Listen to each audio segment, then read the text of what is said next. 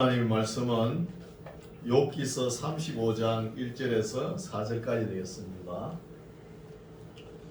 구약 795페이지 되겠습니다. 욥기서 35장 1절에서 4절까지 말씀 제가 봉독에 올립니다. 35장 1절 엘리후가 말을 이어가로되 너가 이것을 합리하게 여기느냐 너 생각에 너가 하나님보다 어렵다 하여 이르기를 유익이 무엇인고 범죄한 것보다 내게 이익이 무엇인고 하는구나. 내가 너와 및 너와 함께 있는 내 동무들에게 대답하리라. 아멘. 할렐루야. 반갑습니다. 날씨가 많이 추워졌어요. 건강 조심하시고 오늘도 우리 하나님께서 기뻐하실 줄 믿습니다. 왜 기뻐하실까요? 우리가 예배를 드리잖아요. 하나님 앞에 인사로 왔지요. 하나님께서 우리의 모습을 기뻐 받아주실 줄 믿습니다. 오늘 말씀은 이제 젊은 소장파 엘리후가 지난주에 이어가지고 말을 다 못했는가 봐요. 지난주에 이어가지고 이제 엘리후 말을 다 들어보겠습니다. 젊은 사람이 어떤 이야기를 하는지 어르신들, 노인들은 들어봐야 되겠죠. 지난주 이야기를 쭉 들어보니까 엘리후가 뭔 소리를 했느냐 하면은 지금 욥이 고난을 받고 있는 것을 보고 너가 지금 이렇게 고난을 받고 있으면서 네가 동방의 의인이라면서 의인답게 네가 무슨 죄가 있는지 네가 스스로 알아보고 깨달아라. 회개해라. 그렇게 했는데 욥은 회개를 안 하죠. 욥이 뭐 죄가 안 지었잖아요. 우리가 보기에는. 그리고 또 너가 그걸 모르면은 꿈에 잠자다가 꿈과 이상을 또 하나님께서 보여주셨을 것인데 그래도 못 깨닫느냐. 또 그래도 못 깨달으면은 천사를 하나님께서 보내주셔가지고 네가 알아듣게끔 이야기했을 텐데 욥이 아니다. 나는 하나님 앞에 죄를 범한 것이 없다. 이러죠. 그래서 이 엘리후가 너무 욥이 교만하는 걸 보고 엘리후 입장에는 그러겠죠. 내용을 모르니까. 교만한 것을 보고 너는 지금 하나님한테 더 맞아야 돼. 더 징계를 받아야 돼. 이런 말씀을 쭉 해왔어요. 그러니까 나는 아무 잘못 없다고 스스로 나는 의인이라 그러면서 욥이 자꾸 하나님 앞에 원망하고 기도하고 불평하니까 이 엘리후의 소장파가 너 하나님 앞에 뭐 문제가 있다는 거예요.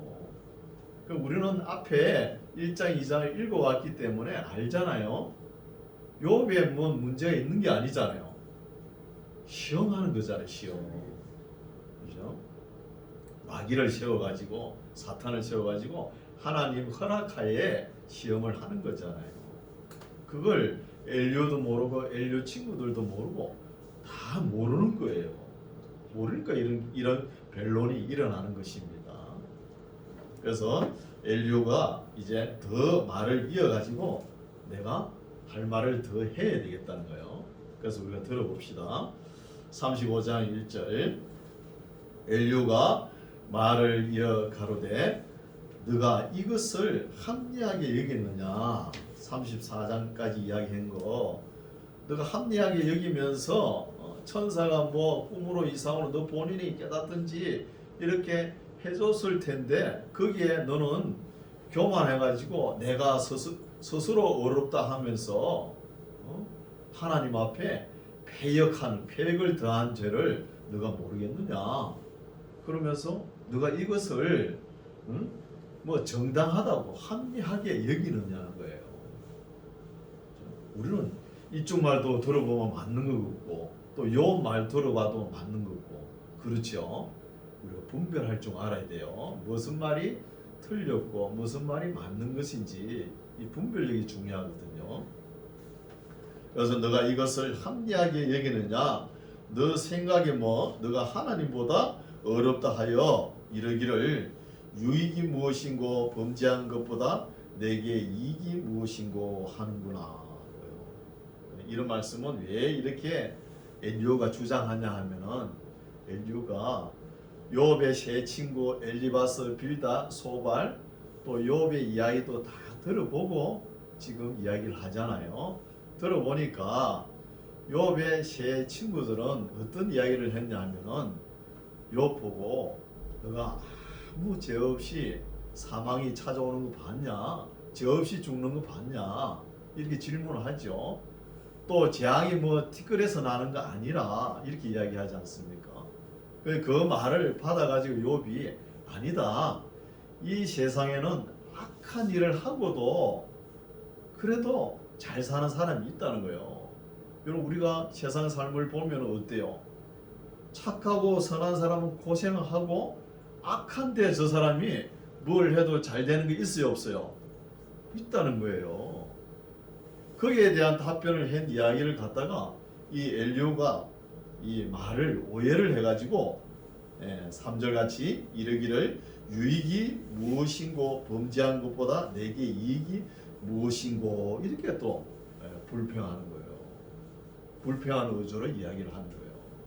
그래서 지금까지 욥의 세 친구 변론을 보면은 죄 있고로 고난, 징계, 불행 이 등식에서 벗어나지 않죠. 엘리오도 마찬가지예요. 그러나 신약 시대에 살아가는 우리 그리스도인들은 이 욥기서에서 이야기하는 것보다 더 수준 높은 삶을 살아야 되는 거예요. 수준 높은 믿음을 가져야 되는 거예요. 욥과 엘리바스 이런 사람들은 아직까지 미래 세계가 영적으로 영안이 덜 열린 상태예요. 무조건 우리에게 고난이 있다 해가지고 죄가 있으니까 징계가 있고 고난이 있다 이렇게만 생각하는 거예요. 우리 신약 시대는 우리가 살아보니까 어때요? 안 그렇잖아요. 죄를 그렇게도 짓고도 죽을 때는 아무 고통 없이 또 죽어요. 이런 걸 우리가 볼 수 있잖아요. 그래서 우리가 여기서 배울 점이 뭐냐?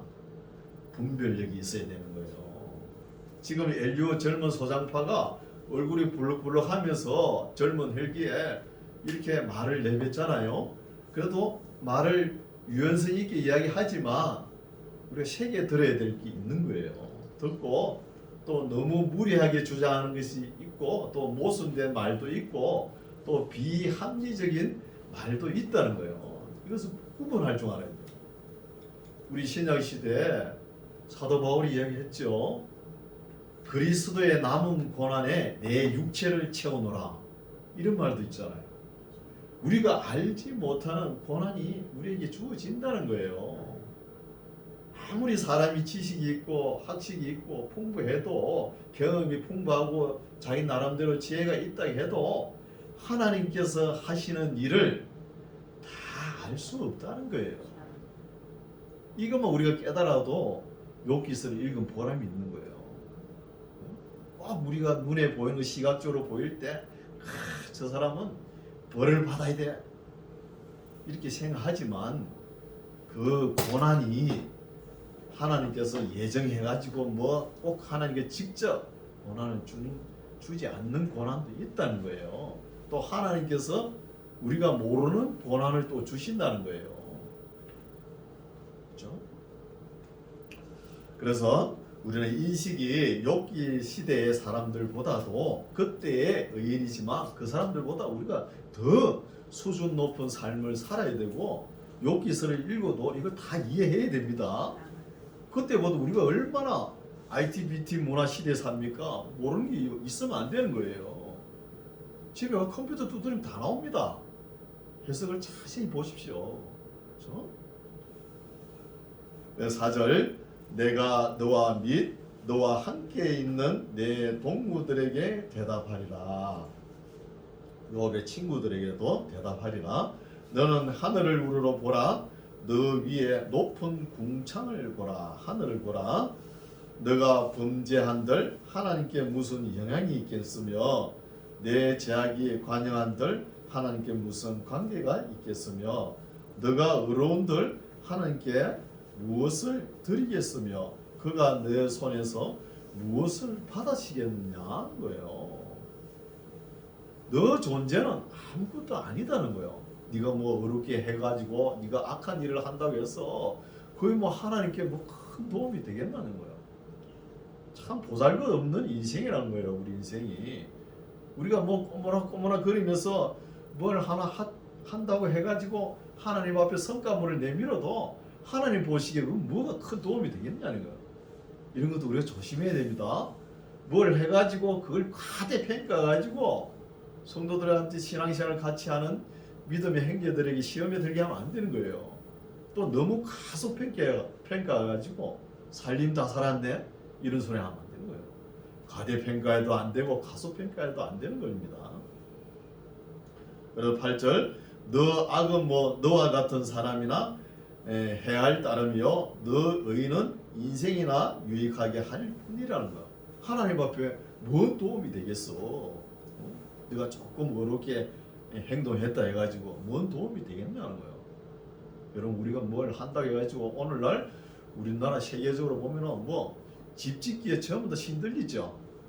저도 뭐 아파트 일에 공사 거기 일을 하고 있지만 아이고 집을 왜 이리 높게 짓는지 모르겠어요.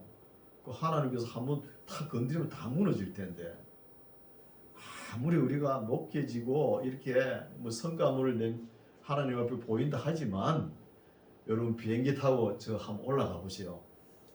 우리가 해놓은 게 전부 다 성냥통만 해요. 성냥통만 해요.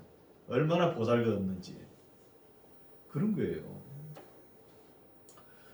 9절 사람은 학대가 많음으로 부르짖으며 세력이 있는 자의 팔에 눌림으로 도움을 부르짖으나 나를 지으신 하나님 곧 사람으로 밤중에 노래하게 하시며 우리를 교육하시기를 땅의 짐승에게 하심보다 더하게 하시며 우리에게 지혜 주시기를 공중의 새에게 주심보다 더하시니가 어디 계신가 말하는 자가 한 사람도 없다는 거예요. 이 말은 뭐냐 하면은 하나님께서 우리를 짐승보다 더 교육을 시키죠. 예언자를 보내고 하나님께서 말씀을 예언자에게 심어가지고 예언자가 말씀을 선포할 수 있도록 오늘날은 목회자를 세워가지고 또 말씀을 선포할 수 있도록 이렇게 교육을 시키잖아요. 여러분 짐승은 뭐 교육시키면 됩니까? 개를 그 때려보세요. 깨갱깽 짖기만 하고 물기만 하려고 그러지 내가 왜 맞는지 생각합니까? 생각도 못 하잖아요. 그런 거예요. 그것처럼 짐승보다 더 교육하였고 또 지혜를 공중에 나는 새보다 더 많이 지혜롭게 너희들이 성장할 수 있도록 이렇게 해줬는데 하나님을 찾는 자가 없다는 거예요. 하나님을. 그렇죠?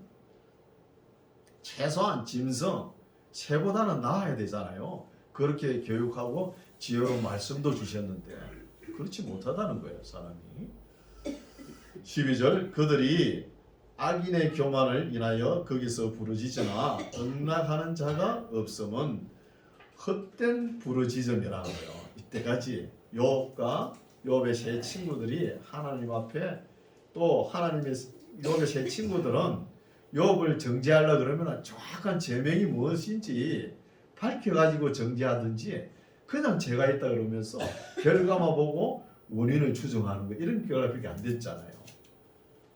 그걸 보고 지적하는 것이죠. 그것이 헛된 부르짖음이라는 거예요. 온당한 행위가 아니라는 거예요. 하나님 앞에.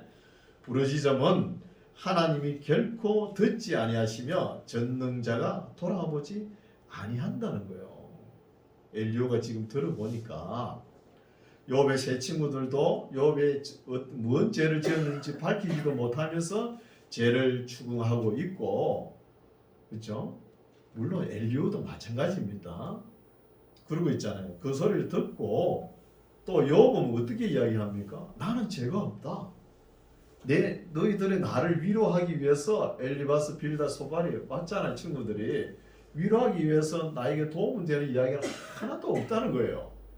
내가 뭔 죄를 지었는지 그 종이에 적어가지고 나에게 보여주든지 그러지도 못하면서 왜 나를 죄인으로 취급하고 이렇게 징계를 받는 것을 더 고통을 주고 있냐고.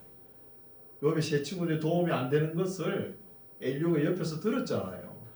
듣고 또 욥도 문제다는 거예요. 자기가 고통을 당하고 있는 것이 친구들도 도움도 안 되고 하나님께 직접 들어야 되겠다는 거예요. 그러면서 하나님 앞에 불평하고 원망하고 기도도 하잖아요. 이런 자세가 온당한 행위가 아니라는 거예요.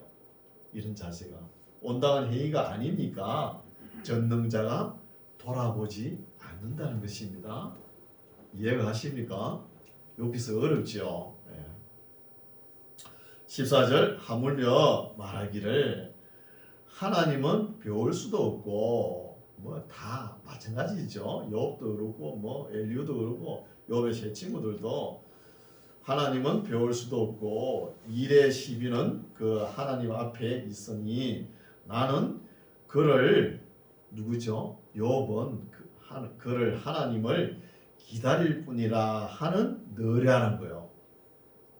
말이 참 번역이 그죠? 그렇죠?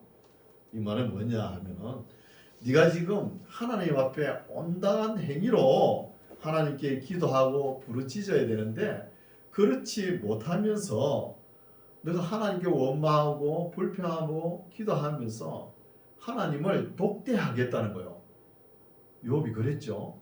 친구들이 도움이 안 되니까 나는 하나님 앞에 내 죄가 무엇인지 들어보겠다는 거예요. 이것이 엘리야가 보니까 너가 지금 그부터 건방지다는 거예요. 교만하다는 것입니다. 교만하다는 것을 지적하지요. 근데 이 젊은 소장파, 젊은 사람들이 생각이 그래도 괜찮죠? 유연하다는 거예요. 얼굴이 부락부락하면서 자기 생각을 이야기를 개진하지 않습니까? 물론 틀린 말도 많지만 이런 점은 들어봐야 되죠. 구약의 3대 의인 같으면 노아, 다니엘, 욥이잖아요. 3대 의인을 지금 질책을 하는 거예요. 엘리야가 젊은 사람이. 하물며 말하기를 하나님은 배울 수 없고 일의 시비는 그 앞에 있으니 나는 그를 기다릴 뿐이라 하는 너랴. 하나님이 진노하심으로 벌을 주지 아니하셨고 횡포를 심히 살피지 아니하셨으므로 이제 너 욥이 헛되이 입을 열어 지식 없는 말을 많이 하는구나야. 엘리야도 좀 무례하죠. 욥이 나이가 많으면 아버지 뻘 되는 사람한테 이렇게 이야기하잖아요. 무례하죠. 그러니까 엘리야가 볼 때 말도 안 되는 소리 하지 말라. 무지하고 무식한 그런 소리 하지 말라는 것이죠. 욥 보고 무식하지도 않는데요, 그렇죠? 36장 엘리야가 말을 이어 가로되 나를 잠깐 용납하라. 내가 너게 보이리니 이는 내가 하나님을 위하여 오히려 할 말이 있다는 거예요. 너가 지금 말하는 거 보니까 하나님을 계속 모독하고 이러는데 내가 그걸 도저히 못 참겠다. 이제 내가 있어. 내가 너에게 바른 소리 하겠다. 이 말이죠. 쭉 읽어보면 바른 소리도 아닙니다. 있음이라 3절 내가 먼 데서 지식을 취하고 나를 지으신 자에게 의를 돌려보내리라. 진실로 내 말이 거짓이 아니라 지식이 구비한 자가 너와 함께 있느니라 하면서 자기 자랑을 응거시하면서 자기 생각을 오버하죠. 그러면서 내가 있다 그러면서 이야기하는 거예요.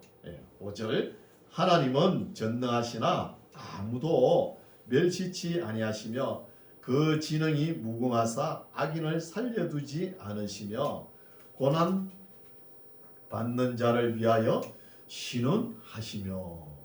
우리가 일반적으로 이렇게 읽으면은 맞죠 말이? 엄밀하게 한번 따져볼까요? 우리가 인생을 어느 정도 살았지 않습니까?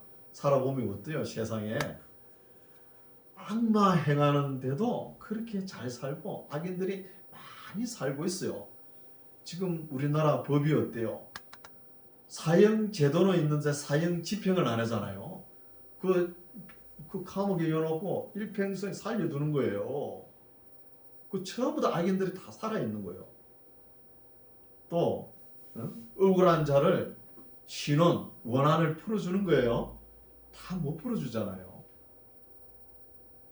우리가 스데반 보십시오. 신약시대 스데반이 그렇게 하나님의 설교를 거창하게 하고도 그 사도 바울, 그죠? 바울한테 맞아 죽잖아요. 그죠? 그때 종교 지도자들한테.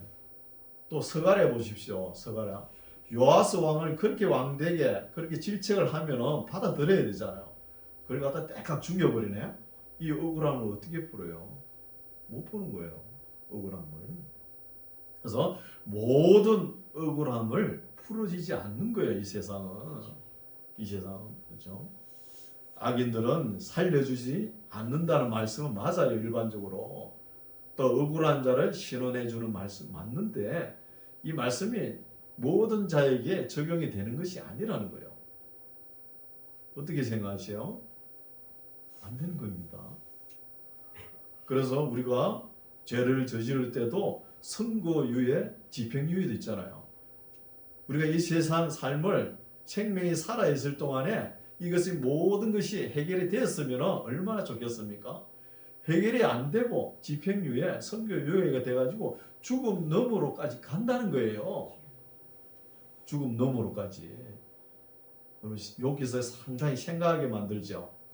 번역도 어렵게 돼 있지만 이렇게 무리한 주장을 하는 거예요. 엘리후가. 우리가 볼 때는 이 말을 읽을 때는 물론 맞는 말 같지만도 전체적으로 따져보면 안 맞다는 거예요. 그렇지. 엘리후가 젊은 사람이 자기 생각이 좀 짧다는 거예요. 단견이죠. 단견. 식견이 탁월하지 못하다는 것입니다. 7절 그 눈을 의인에게서 돌이키지 아니하시고 그를 왕과 함께 영원히 위에 앉히사 존귀하게 하시며 보통 보면 하나님께서 의인들을 이렇게 챙겨주시죠. 하지만 혹시 그들이 누설에 매이거나 환난의 줄에 얽혔으면 그들의 의인들 보고 이야기하는 거예요. 믿는 자들 보고 그들의 소행과 허물을 보이사 그 교만한 행위를 알게 하시고 그들의 길을 열어 교훈을 듣게 하시며 명하여 제약에서 돌아오게 하시나니 만일 그들이 청종하여 하나님의 말씀을 청종하여 섬기면 행통이 나를 보내며 즐거이 해를 지낼 것이요 만일 그들이 청종치 아니하면 칼에 망하며 지식 없이 죽을 것이라는 거예요. 이 말씀도 맞죠? 하나님 말씀을 잘 지키고 이러면은 우리가 해를 즐거이 보내고 기쁨으로 소망 가운데 살아가는 거 맞잖아요. 근데 맞는 말이지만 모든 사람에게는 해당이 안 된다는 거예요. 그럼 우리가 이사야서를 읽어왔죠? 이사야 선지자가 소명받은 게 뭐예요? 네가 예루살렘 거리에 가서 하나님의 말씀을 듣는 사람들이 눈으로 보고 듣지 못하고 마음으로 깨닫지 못하게 하라는 거예요. 이 말씀은 또 어떻게 이해를 해야 돼요? 그렇죠? 모든 사람에게 하나님 말씀을 청종하지 아니하면 칼에 망하며 지식 없이 죽을 것이라 하는 것이 해당이 안 된다는 거예요. 이럴 수는 있지만, 그렇죠? 이해가 가십니까? 13절 마음이 사곡한 자들은 분노를 쌓으며 하나님께 속박을 받을지라도 도심을 구하지 아니한다는 거예요. 이런 말도 욥이 들으면 기분이 나쁘죠. 사곡한 자라 그러니까. 14절 그들은 젊어서 죽으며 그 생명이 남창과 함께 망하려니와 하나님은 공고한 자를 그 공고할 즈음에 구원하시며 학대당할 즈음에 그 길을 여신다는 거예요.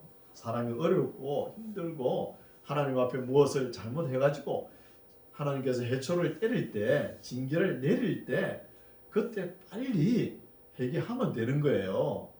회개하지 않고 자기 고집대로 끝까지 우기면서 사는 사람이 있죠. 이런 사람은 공고가 임한다는 것이죠. 그리고 학대에 당할 즈음에 길을 열어주시는 거예요. 이거는 자기 성찰 기회를 주는 거예요. 회개할 기회를. 꿈으로 이상으로 보여주거나 천사가 네가 뭔 죄가 있는지 가르쳐 주든지 또 본인이 깨닫든지 그렇게 해준다는 거예요. 우리 믿는 사람들은 우리가 이렇게 저렇게 잘못할 수도 있습니다. 잘못할 수 있는데 그것을 빨리 해결을 해야 되는 거예요. 하나님 말씀을 비춰보고 잘못했을 경우에.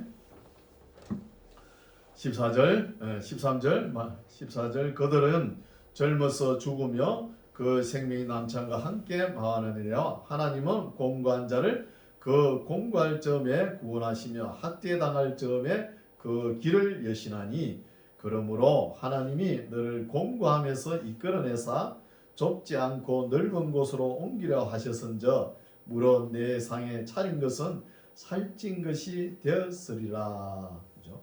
이 말씀도 부분적으로 맞는 말씀이죠. 공고할 때 회개하면은 회복시켜 준다는 말씀입니다. 17절 이제는 악인의 받을 벌이 너게 가득하였고 심판과 공의가 너를 잡았나니 너는 욥보고 너는 분격함을 인하여 징책을 대적하지 말라는 거예요. 네가 격분해가지고 하나님 앞에 대들지 말라는 거예요.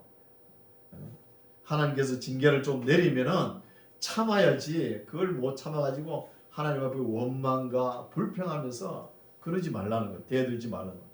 그 젊은 소장파 엘리야가 그 나이 많은 욥 보고 어른같이 질책하죠. 어른같이. 그죠? 다 이러죠. 19절 18절 너는 분격함을 인하여 징책을 대적하지 말라. 대속함을 얻을 일이 큰저 스스로 그릇되게 하지 말라는 거야. 욥 보고 너는 지금 하나님 앞에 너가 지금 당하고 있는 몰골을 보니까 너무 큰 죄를 지어서 그러니까 하나님 앞에 용서받을 일도 많으니까 네가 뭐 너 주제에 죄인 주제에 뭐 격분해가지고 하나님 앞에 대들고 그러지 말라는 거예요. 용서받을 것이 많으니까 감정에 휩쓸리지 말고 네가 어려움이 있더라도 참고 견뎌라는 거예요. 견뎌야 너가 용서받을 걸 받을 거 아니냐.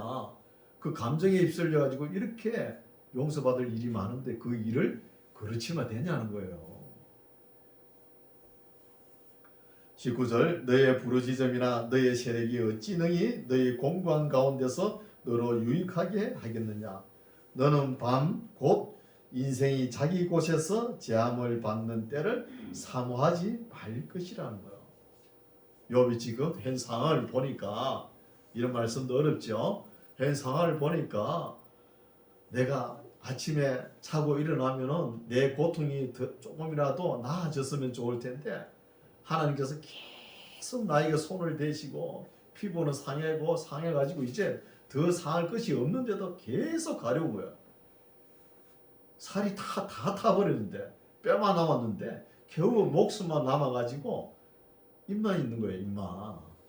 그런 상황인데 왜 이렇게 당하는지 하나님께서 내 죄가 무엇인지 이야기도 안 하시면서 이렇게 고통을 줍니까? 나는 이제 소망도 없고 희망도 없습니다. 이제 제발 죽여주시옵소서 이런 말을 많이 했죠. 20절 다시 보겠습니다. 무슨 말인지 너는 밤에 곧 너 인생이 자기 곳에서 제한받는 때를 사모하지 마라. 자기 곳에서 제한받는 말을 뭐죠? 죽으려고 하니까 이런 말을 하지 말라는 것이죠. 죽고자 이런 말을 하지 말라는 것이죠. 그럼 욥은 이 고통이 너무 힘드니까 빨리 죽고 싶다는 것이죠. 그래서 우리나라에도 한때 연예인들이 자살률이 많았죠. 우리나라 자살률도 세계 몇 위 갑니다. 그거 왜 그래요? 주위와 환경이 어렵다고 거기에 그 환경을 못 이겨가지고 자기 목숨을 스스로 끊잖아요. 욥 보고도 그러지 말라는 거예요. 21절 상과 악으로 치우치지 말라. 너가 환난보다 이것을 택해야 되나. 환난보다 이것을 택하면 죽겠다는 거지.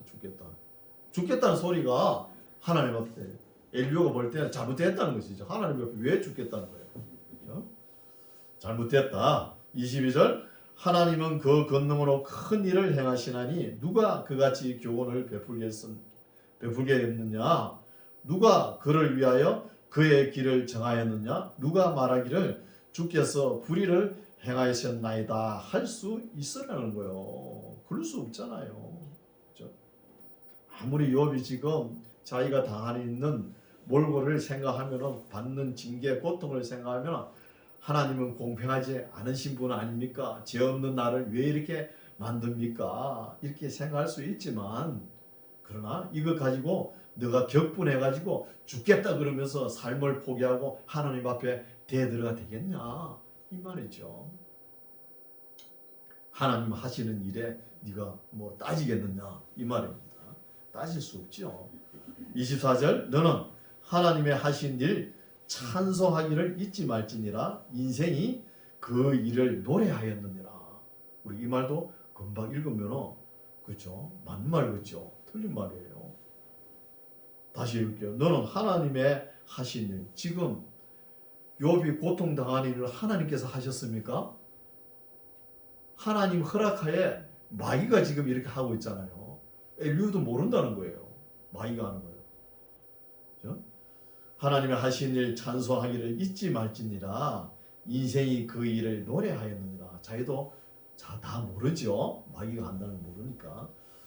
25절, 그 일을 모든 사람이 우러러 보나니 먼 데서부터 보느니라. 하나님은 크시니 우리가 그를 알 수 없고 그 연수를 계산할 수 없느니라. 그가 물을 가늘게 이끌어 올리신 저 그것이 안개가 되어 비를 이루고 그것이 공중에서 내려 사람 위에 쏟아지느니라. 구름의 패임과 그의 장막에 울리는 소리를 누가 능히 깨달으랴. 그가 번개 빛으로 자기 사면에 두르시며 바다 밑도 가리우시며 이런 것들로 만민을 징벌하시며 이런 것들로 식물을 풍부히 주신다는 거예요. 이 말은 무슨 말이에요? 하나님께서 바닷물을 정주해가지고 안개를 만들어 비를 만드는 거예요.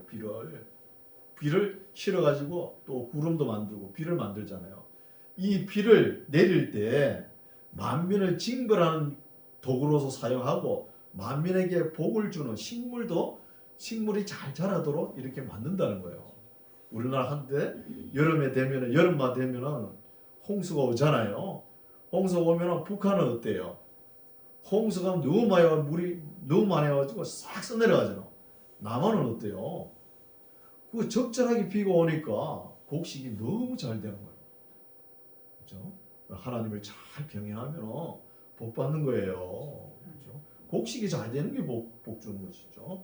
그래서 하나님께서 이 비를 이용해 가지고 징벌도 내리고 식물도 낸다는 거예요. 식물도. 32절, 그는 번개빛으로, 또 하나님은 번개빛으로 그 두 손을 싸시고 번개를 손으로 싸시고 그것을 명하사 표대를 향해 맞추게 하는 거예요. 목적물을 맞춰버리죠. 이런 일이 있어요, 없어요? 여름 장마 때 천둥이 콱 치고 벼락이 확 치잖아요. 그럼 우리는 어떤 소리를 말해요? 벼락 맞아 죽을 놈 그러잖아요. 그런 소리 해나 안 해요? 하죠. 벼락 맞아 아주 못된 일만 하고, 그죠? 보기 싫은 사람 벼락 맞아 죽었으면 좋겠다, 이 말 해나 안 해요? 이거 다 하나님께서 이 번개를 손으로 싸셔가지고 표대 목적물 향해 때리신다는 거예요. 33절, 그 울리는 소리가 풍물을 표시하고 육축에게까지 그 올라오는 것을 표시하느니라.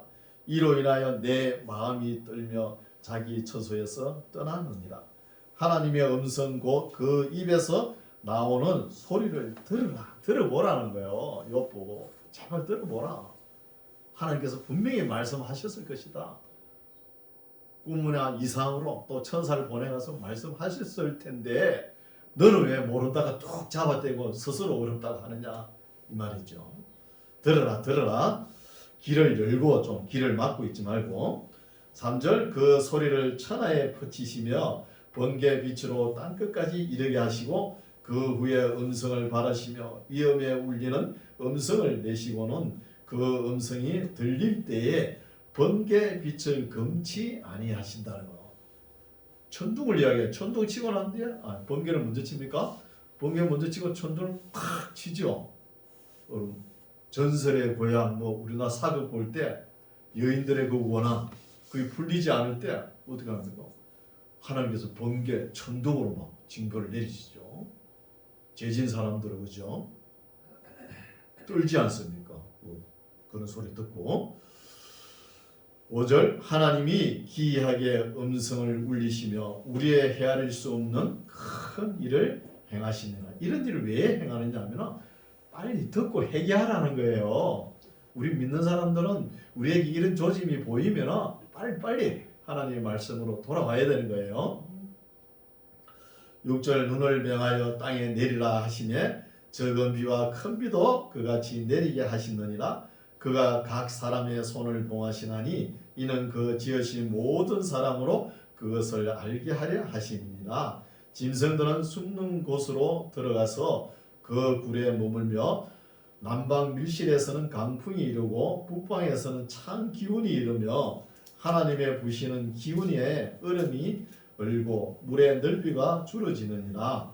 그가 하나님께서 습기로 빽빽한 구름 위에 실으시고 번개 빛의 구름을 널리 펴신저 구름이 인도하시는 대로 두루 행하나니 이는 무릇 그 명하시는 것을 세계상에 이루려 함이라는 거예요. 하나님께서 비도 내리고 이 물도 정류해가지고 바닷물을 땡겨가지고 늘렸다 땡겨가지고 정류해가지고 비가 되게끔 안개, 구름, 천둥 이거 다 모든 것이 우리 사람들이 생각할 때는 우연이 됐겠지 그런 소리 하지 말라는 거예요. 우연이라는 건 없다는 거예요. 우연이라는 것은 이런 것을 왜 그러냐 하면은 하나님께서 왜 이렇게 번개, 천둥, 비를 이렇게 하시냐 하면은 이것을 통해 가지고 하실 일이 있다는 거예요. 사람들이 너무 무지해 가지고 하나님의 말씀을 못 깨달으면은 이런 것을 통해 가지고 회개하게끔 말씀을 또 깨닫게끔 이러는 거예요. 13절 혹 징벌을 위하며 혹 토지를 위하며 혹 긍휼 베푸심을 위하여 구름으로 오게 하신다는 거예요. 이 젊은 사람 엘리야가 자기 지식 자랑을 많이 하죠. 우리가 들어봐도 상당 실력입니다. 젊은 사람이 이렇게 하나님께서 비와 번개 이렇게 때릴 때 사람이면은 좀 생각하라는 거예요. 우리 사람을 생각하는 갈대를 그러잖아요. 짐승은 아무리 때려도 내가 왜 맞는지 몰라요. 생각을 안 해요. 사람들은 생각하잖아요. 그리고 우리 시편 말씀에도 있죠. 우리가 행동할 때 찬송하고 공부할 때 생각하라 그러지 않습니까? 이거는 왜 하나님께서 병행하게 해놓으셨냐 하면은 교만하게 우리 미래사, 장래사를 우리가 교만하게 행동하지 않게 하기 위해서 장래사를 또 자랑하지 못하게 하나님 앞에 자랑한다는 것은 교만입니다. 자랑하지 못하게끔 공부와 어려움과 행통을 병행하게끔 해놓은 거예요. 14절 욥이여 이것을 듣고 가만히 서서 하나님의 기묘하신 일을 궁구하라. 궁극적인 데까지 연구 좀 해보라는 거예요. 욥 보고 궁극적인 데까지 연구 좀 해봐라. 하나님이 이렇게 이런 것들에 명령하셔서 그 구름의 번개빛으로 번쩍번쩍하게 하시는지 너가 아느냐? 구름에 팽팽하게 뜬 것과 지혜가 온전하신 자의 기묘한 일을 너가 아느냐는 거예요. 하나님께서 구름을 이렇게 만드신 것도 네가 아느냐? 여러분, 이 여름에서 가을에 접어들 때 그때 하늘을 보면은 하늘이 높고 맑고 하얀 솜털 같은 구름이 보이죠. 그럼 비행기 타면 많이 보잖아요. 참, 그 보면은 하나님의 창조 솜씨가 기묘 막측하다는 거예요. 어떻게 그렇게 하실까? 그게 물이잖아요. 물기인데 솜털 같아요. 솜털 같아. 그걸 갖다가 구름에 실어가지고 어느 지역에 물이 없으면 어느 지역으로 바람이 불어가지고 이동해가지고 비를 내리게 하잖아요.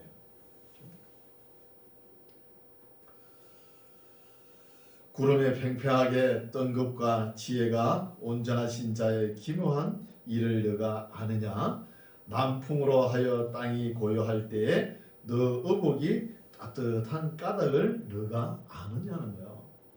그럼 겨울에 보면은 쇠붙이는 이래 만지면 너무 차죠. 그러나 솜이나 양털이나 스티로폼 같은 경우는 따뜻해요. 이게 왜 이럴까요? 이게 공극이 있는 거예요. 공극이 있으면서 공기 입자가 들락날락 거리면서 대류를 행사합니다. 대류를 해가 마찰력에 인해 가지고 이게 따뜻해지는 거예요. 철은 그렇지 않아요. 공기가 이동이 안 되잖아요. 네, 이런 것을 알 수 있죠. 18절 너가 능히 그와 함께하여 부은 거울 같은 견고한 궁창을 펼 수 있느냐. 자기 자랑, 지식 자랑 엄청 하죠. 궁창을 또 얘기합니다. 우리가 궁창 하늘을 볼 때 새파라니까 하늘은 너무 파랗다 이렇게 생각하죠. 저 파란 것은 해가 떠가지고 땅을 비춰가지고 그 빛이 하늘을 향해 궁창을 향해 반사되니까 파란 거예요. 여러분 이 대기권을 보면은 우리가 대륙권, 성천권, 중간권 10권이 있거든요. 대륙권을 올라가면은 대륙권, 성천권까지는 하늘이 파랗게 보여요. 햇빛에 반사돼 가지고. 그러나 중간권 10권 가면은 새카맣습니다. 하늘이. 이걸 중국 사람이 어떻게 알았는지 알아냈어요. 천지현황이라 그러잖아요. 천지현황. 금을 현자를 쓰잖아요. 하늘은 검고 땅은 누렇다는 거예요. 어떻게 알았는지. 그렇죠? 19절 우리가 그에게 하나님에게 할 말을 너는 우리에게 가르치라. 우리는 어두워서 진술하지 못하겠노라. 이건 욥을 조롱하는 말이죠. 엘리야는 자기는 하나님 앞에 너무나 범죄하고 타락한 입으로 하나님 앞에 뭘 구할 것도 구하지 못하겠다 이 말이죠. 20절 내가 말하고 싶은 것을 어찌 그에게 하나님 앞에 고할 수 있으랴. 어찌 삼키우기를 바랄 자가 있으랴. 21절 사람이 어떤 때는 궁창의 강명을 볼 수 없어도 바람이 지나가면 맑아진다는 거예요. 우리 인생사를 보면 항상 어렵고 힘든 하나님의 징계를 받든 어려움을 받든 간에 항상 터널만 계속 있는 거 아니죠. 때로는 터널 지나고 밝은 날도 있잖아요. 그래서 구름에 달이 가려져 있잖아요. 구름에 달이 가려져 있는데 하나님께서 바람을 이렇게 하듯 구름을 싹 걷어버리면 달이 빛이 나죠.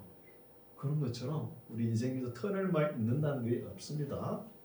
그래서 행동할 때 찬송하고 공부할 때 생각하라 그러지 않습니까? 이런 말은 희망이 되는 말이죠. 욥에게. 22절 북방에서는 금빛이 나오나니 하나님께는 두려운 위험이 있느니라. 전능자를 우리가 청량할 수 없나니 그는 권능이 지극히 크사 심판이나 무한한 공의를 굽히지 아니하시니라. 그러므로 사람들은 그를 경외하고 그는 마음에 지혜롭다 하는 자를 돌아보지 아니하신다. 하나님 앞에 내가 스스로 욥처럼 내가 지혜롭다 이렇게 하면 안 되는 거예요.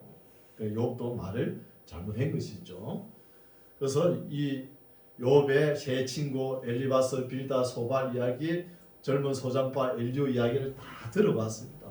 다 들어봤지만 욥의 문제는 해결되지 않는 거예요. 해결되지 않는 것이죠. 언제 해결되냐 하면 이제 38장을 봐야 하나님께서 직접 말씀하셔야 해결이 되는 거예요. 하나님께서 이제 말씀하실 때 젊은 소장파 엘리오는 이렇게 질책도 안 하십니다. 왜? 아직 학생이잖아요. 젊은 사람이 배워야 되잖아요. 그러나 엘리바스, 빌다, 소발, 욥은 다 하나님 앞에 질책을 당하는 거예요. 뭘 잘못했다는 건 38장부터 42장까지 나옵니다. 그래서 보편적인 진리를 볼 때에는 엘리바스나 빌다시나 이 소발이나 엘리오가 이야기한 것이 쭉 맞아요. 욥도 한 이야기가 맞는데 그냥 특수한 계통 욥에게 비춰보면 안 맞는 말이라는 거예요. 이걸 우리가 분별할 줄 알아야 돼요. 이게 지혜예요. 분별할 줄 아는 게. 이걸 잘 분별할 줄 알아야 되는 것이죠. 그래서 아무리 사람이 지혜롭게 이렇게 한다 해도 하나님께서 하시는 일을 우리가 다 알 수가 없다는 거예요. 지금까지 쭉 읽어가지고 점수를 준다면은 그 젊은 사람 엘리오에게는 한 60점을 주고 싶어요. 그래도 60점 되면 그래도 합격이잖아요. 그러나 노장파들은 50점밖에 안 돼. 엘리바스 빌다 소바는. 그리고 욥은 그래도 한 70점 줘야지. 욥이 제일 말을 잘하잖아요. 그런 생각이 의인답게. 이렇지만 하나님의 뜻은 정확하게 알 수 없다는 거예요. 알 수 없으니까 이게 영적인 문제인데 우리가 이런 잘못을 할 수 있어요. 어떤 잘못이냐 하면 우리 믿음의 형제들이 어려움을 당할 때 거기에다가 제2고로 고난, 징계, 벌 이런 등식을 적용하면 안 된다는 거예요. 그래서 우리가 지혜롭게 이 욥기서를 이제 거의 마쳐가지만 욥기서를 읽고 지혜를 배워야 되는 거예요. 지혜롭게. 그래서 지혜 문서잖아요. 지혜를 배우면서 우리가 많은 또 하나님 기뻐하는 일을 해야 되는 것이죠. 여러분, 엘리사가 엘리야를 계속 따라다니면서 하는 소리가 뭐예요? 선생님의 영감의 갑절을 원하나이다 그러잖아요. 영감의 갑절. 그대로 갑절로 일을 합니다. 우리 예수님께서도 말씀하셨어요. 나를 믿는 사람은 내가 하는 일을 저도 할 것이요 이보다 더 큰 일을 하리라는 거예요. 여러분 우리가 말씀을 읽으면은 일을 해야 되는 거예요. 어떤 분은 예수님보다 우리가 뭐 더 큰 일을 할 수 있냐? 예수님 발자취도 못 따라가는데 엄두도 못 낸다. 이렇게 이야기하는데 아니에요. 말씀은. 그럼 예수님께서 이런 말씀을 왜 우리에게 기록해 놨습니까?